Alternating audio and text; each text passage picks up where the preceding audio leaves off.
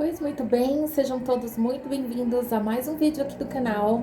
Eu me chamo Verônica, você está nos Parrícias e hoje nós vamos continuar dando sequência à nossa leitura de Outlander, A Viajante do Tempo, livro 1, da Diana Gabaldon.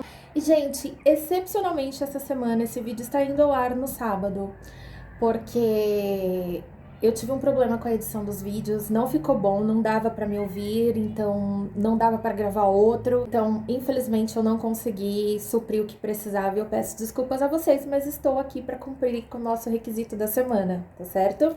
E bom, nós hoje falaremos então sobre a parte do livro chamada Na Estrada, tá? Nós já passamos por Inverness, que é a primeira parte, já passamos por Castelo Lijo e agora nós estamos em Na Estrada.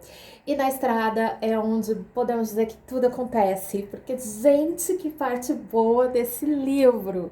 Eu amo essa parte desse livro. Bom, e na estrada, então, nós partimos do momento em que a Claire, ela é ali convidada a fazer parte do comboio do Dougal, e ele vai fazer a cobrança, então, né, desses arrendatários, e ele sai com um comboio ali dos seus homens e também a presença do advogado, que é o Ned, que é muito engraçado e ele é muito interessante e ele tem uma cabeça muito à frente ali daquele tempo. É uma figura maravilhosa. E ele conta até um pouco de algumas coisas para Claire sobre a questão de convivência, questão de costumes, como ela deveria se portar e tudo mais. É uma pessoa que realmente demonstra gentileza com ela. Até porque os outros, ainda desconfiados da presença da Claire ali, eles meio que se mantêm ou um pouco à distância ou não gostam da maneira como ela se comporta. É bom que a gente se lembre que a Claire é uma figura que saiu de 1945. Ela tá em 1743. Mas é um choque cultural muito grande, tanto para ela quanto para eles. E a maneira como ela se porta, muito dona de si e tudo mais, obviamente não era a maneira como as mulheres eram acostumadas a se portarem, a se comportarem, os homens a receber os seus tratamentos ali, tá certo? Então, antes da gente fazer o julgamento sobre os personagens, é bom lembrar desse contexto que a autora ela quis dar à obra, né? E aí eles estão ali na estrada, se tratando meio mal, meio com muita, sabe? Eles são muito rudes nos tratamentos. E ela também recebe gentileza vinda do Jamie. Ela acreditava que o Jamie tivesse ali alguma coisinha com uma pessoa ali da casa do Castelo Liró. Vocês vão ter que ler, ou talvez vocês saibam de que eu tô falando. Mas ele deixa claro que não tem essa coisa. E eles começam se aproximando e ela tenta manter um pouco distanciamento porque ela percebe que ela se sente de alguma forma atraída ao Jamie. E ela sente um pouquinho de atração ali. E aí ela deixa então muito claro ali que vou colocar limites porque, né, Frank tá lá me esperando. Uma hora eu vou conseguir voltar. Ainda tem essa esperancinha.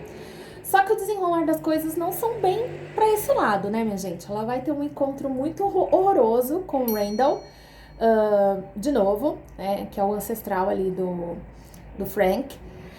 E não vai ser nada bom esse encontro, vai rolar um embate, inclusive que o Dougal vai precisar se meter.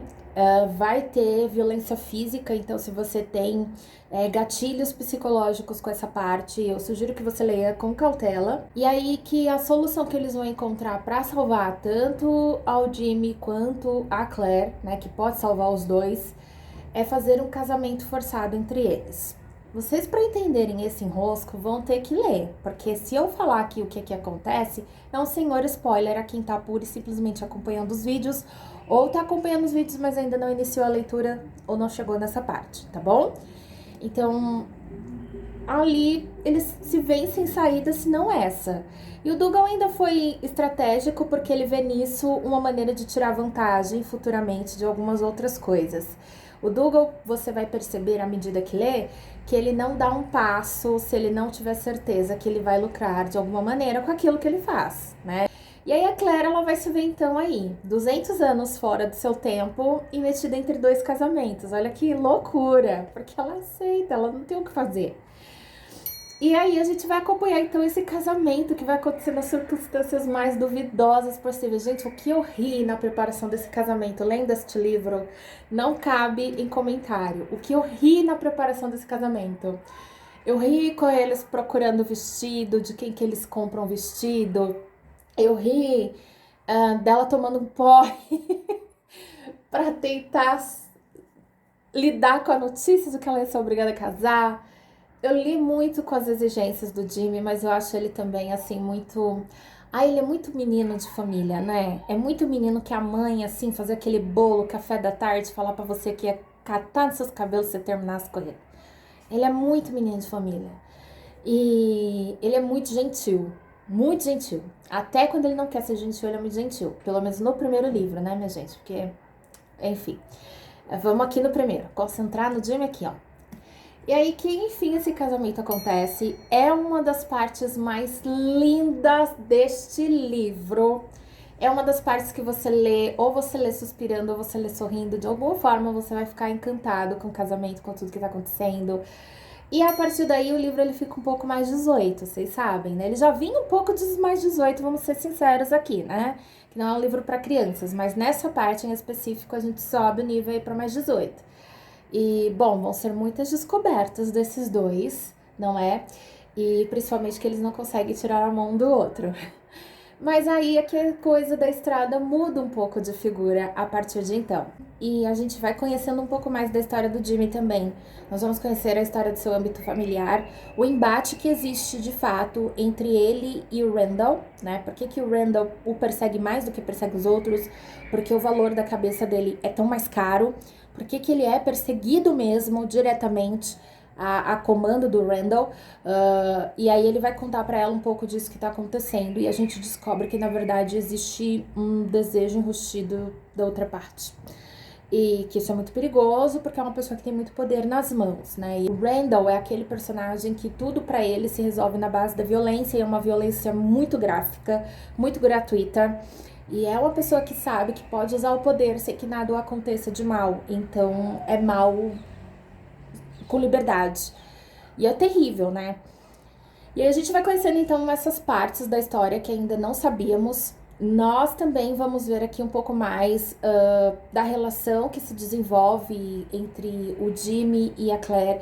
E a Claire, ela vai percebendo que tá se apaixonando, não vou dizer infelizmente, porque pra ela é felizmente. Mas ela tá se apaixonando muito por ele. E apesar de ter ainda todo aquele amor que ela tem lá no fundo pelo Frank, as coisas estão mudando muito rápido. E ela percebe que é muito cômodo estar com o Jimmy. E é como se, na verdade, a história dela só fizesse sentido porque ela está naquele tempo com ele, vivendo aquelas coisas. Engraçado pensarmos nisso, né? Que existem as nossas relações kármicas que estão aí durante a nossa vida. Pode ser que a gente só se relacione com as nossas relações kármicas durante toda uma existência, mas existem também essas existências que sobrepõem o tempo e o espaço e ninguém consegue explicar a ligação, né? Então tem aqui uma dessas histórias. E aí, óbvio que a gente vai ver a revolta de algumas pessoas com esse casamento, né? Que não era para ter acontecido da maneira que aconteceu, que é pessoas que acham que dava para ser resolvida essas coisas de uma outra forma que não é essa.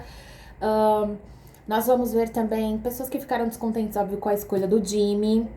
E entender um pouco mais dessa história dele com ela, dela com ele. E aí a gente vê que é uma parte muito carnal desse livro, tá? É mais o que a gente tem a dizer sobre essa parte em si. E bom, chega uma parte até que quase ao final dessa parte aqui que a gente conversa, que a Clara, ela fala que ela tá toda roxa. Eu dei muita risada. E ele pede desculpa, né? Que ele fala que tava tentando ser gentil. Mas enfim, é uma relação onde os dois se entregam muito, muito mesmo. Até quando eles tentam se segurar, a entrega acaba acontecendo. E é bonito de ler. É muito bonito ler como o amor deles vai se desenvolvendo, apesar de ter sido uma coisa meio que empurrada, parece que realmente tinha que acontecer, sabe? A Diana constrói a história de maneira que as coisas elas se desenrolem e você perceba lá na frente que isso tinha que acontecer. Isso tinha que fazer parte da história, sim. Uma das coisas que eu gosto muito sobre essa parte é que você começa entendendo a inserção dessa ficção dentro da história que de fato aconteceu, né, na Escócia, principalmente ali nas Terras Altas. A gente entende um pouco mais da relação entre as famílias que detinham o poder dos clãs e ali os arrendatários.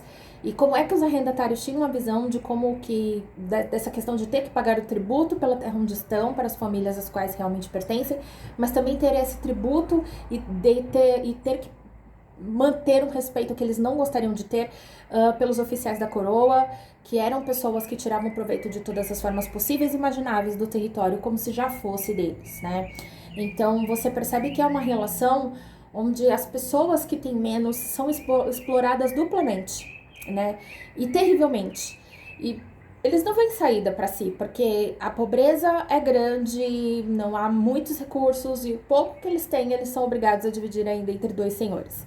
E eles não sabem direito o que está acontecendo. Eles apoiam, obviamente, seus clãs, porque eles sabem que a vida sustentável e de suas famílias depende muito da existência dos clãs, né, dos maiores e que dessa proteção, de certa forma.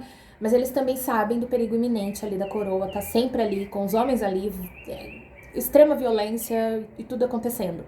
Então, a gente vê esse recorte social também acontecendo e é muito legal você poder, para além da história do romance, para além da história do amor, para além da história toda linda que a gente vê entre a Claire e o Jimmy, podermos ver também o que é que está acontecendo ali com o povo e por que essa história vai rumar para onde vai.